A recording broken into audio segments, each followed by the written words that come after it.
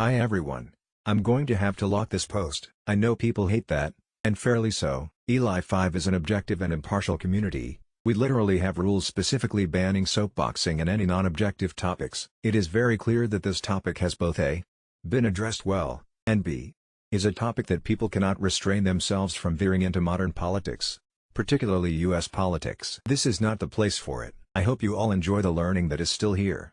And you can let us know in mod mail if you have any questions, but please don't message us because you had a comeback you really wanted to make to someone on the other side of America's bizarre team sport version of politics. Time and silence. For 13 years, almost all of the elite had to join the Nazi Party. In 1952, 25% of West Germans admitted to having a good opinion of Hitler. In his first official address to the parliament, Chancellor Adenauer, in 1949, said the government of the Federal Republic, in the belief that many have subjectively atoned for a guilt that was not heavy, is determined where it appears acceptable to do so to put the past behind us. The German government was generally determined to forget. In 1968, Germany had its own set of internal revolutions, where the baby boom children grew up and protested against the crimes of their fathers, so to speak. This was helped along by the fact that the actual chancellor, the third in the history of West Germany, was himself a former Nazi and a party member from 1933 to 1945 who served under Ribbentrop.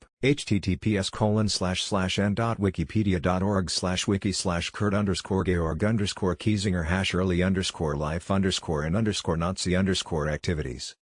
They made it illegal to continue to be a Nazi or to support Hitler, but for the most part, if you were a Nazi and said sorry about all that Nazi stuff, the German government was fine with it. Removed. There were a lot of politicians the Nazis had arrested or removed from office. The first leader of West Germany had spent time in a Nazi prison. The US and the Allies had a specific denazification program they used. It included things like forcing Germans to visit the death camps. There's an old German joke and the gist of it is who were the Nazis and the punchline is someone else's grandfather. The joke is that clearly many people's grandfathers were Nazis, but never yours. It wasn't like everyone woke up and realized they'd been evil Nazis and stopped thinking those things. They just didn't have power any longer because they were literally destroyed by foreign armies. They never stopped being Nazis, they just lost the ability to be public Nazis. Maybe some of them changed their minds after seeing the results of the war, maybe a lot did, but plenty didn't too, and they didn't go anywhere. In addition to what's been mentioned above, in Germany they teach about the Holocaust. They don't try and pretend it didn't happen or that it was just a few PPL participating. They take full blame and teach how it was wrong. One of the reasons was that Germany was occupied,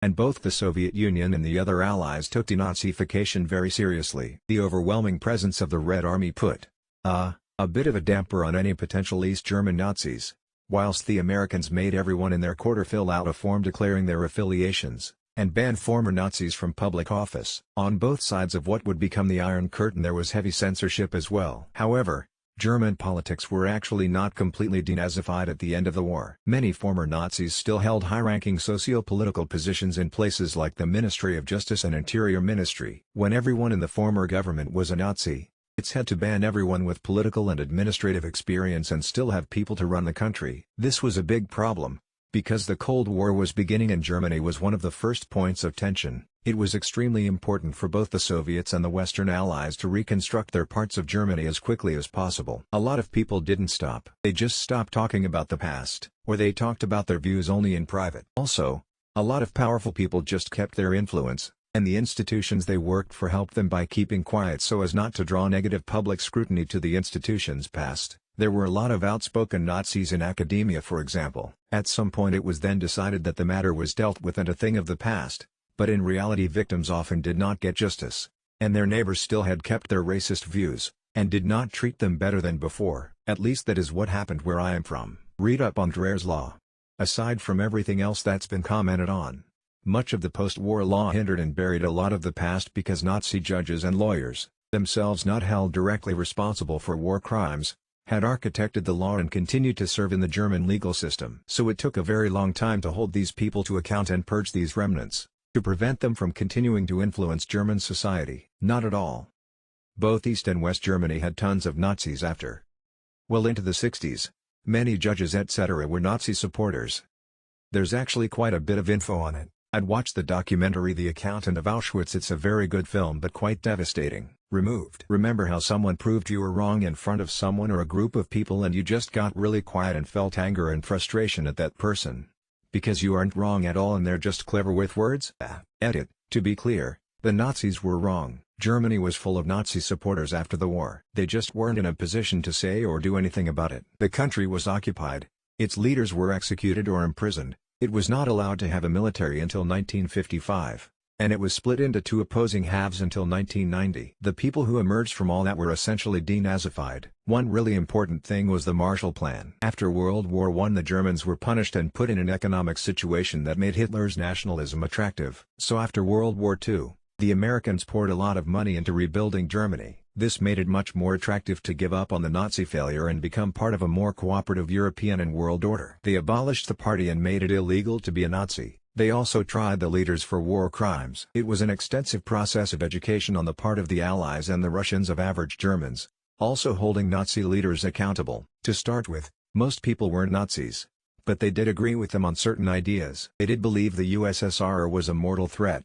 Various anti-Semitic conspiracies, which even Churchill believed, etc. But whether they agreed on the obsession with racial purity and the need for exterminating the Jews was another question. These beliefs predated the Nazis. Now, did they snap out of it? Well, no, but being occupied by Allied powers and with the political leadership coming from an anti-Nazi background, there wasn't any room for open sympathy. New generations were taught a more honest history, and there is still great shame felt over World War II. On top of this, there are government agencies dedicated to fighting Nazi-like groups which threaten the Constitution. Military members are encouraged to place the Constitution and human rights above their orders. There is a division of the intelligence agency dedicated to fighting extremist groups. However, in private, a lot of Nazism remained within Germany. After all, a lot of Nazis were still around, and they had kids too. Neo-Nazi movements had been a problem in East Germany, but instead of doing anything about it, the government covered it up. So there was always this undercurrent, but rather than doing anything about it, they tried to downplay it. They're deeply unpopular,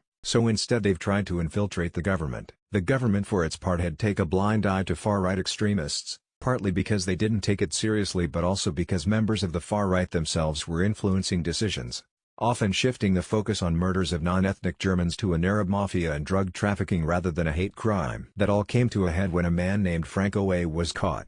He had been impersonating a Syrian refugee, and was trying to carry out a terrorist attack while pretending to be one. Franco was a high-ranking member of the German military and part of the National Socialist Underground, a neo-Nazi group that has infiltrated the government. Since the German government has been more vigilant about far-right extremism, but we still don't know the full extent of the infiltration. All in all, denazification had some successes, but the governments have tried their best to ignore the failures. I haven't seen anyone comment on the fact that the Cold War happened. Germany was split and tightly controlled by the Western Allies and the Soviet Union. The Allies searched out and put on trial every Nazi that they possibly could, except for scientists because the nuclear arms race was on. Meanwhile, the Soviets jailed everyone who wasn't on board with communism. If you were a high-ranking government official, you were shot or hanged. If you were a low-level one, you were generally allowed to keep your post as long as you kept your head down, until the 80s in the West and forever in the East. And if you were Gestapo, you were recruited into the Stasi by the Soviets. Hitler put a bullet in his brain, and with him died the dream of a 1,000-year Reich. The nationalism and propaganda stopped.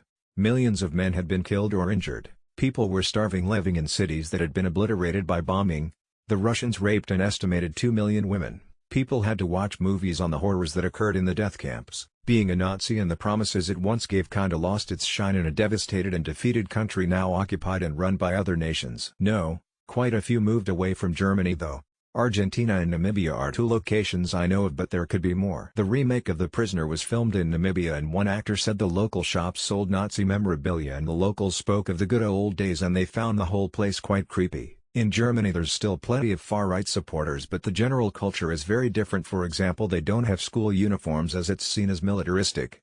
Freedom is embraced and encouraged, and the general attitudes towards life are far removed from Nazism, and the positives of this outlook are highlighted. A few reasons. A good chunk of Germany didn't agree with the Nazi ideology. They were just in the wrong place. Germany still have veterans earning pensions for serving in World War II. Germany made it illegal to be pro-Nazi. Another reason is that a lot of Nazis were killed off. Think of it as Darwinism. You also have to remember that being a Nazi was a political party and it didn't work, so people abandoned it. Like how a lot of Russians in other countries are anti-communism. Evil doesn't stop being evil, nor does evil just appear. No matter what label you put on a group, they don't disappear when they aren't the majority in power. Nor do they suddenly appear when a political party you disagree with assumes power. This is the problem with labels: socialist, libertarian, communist, Republican or Democrat. Evil people institute evil policies and usually hide it as for the greater good. They didn't. Those that were caught were arrested, were either prosecuted and put to death or jailed and eventually released. Those that weren't just kept their mouths shut. They kept their hands down and their personal opinions to themselves. That's no longer the case. Proof: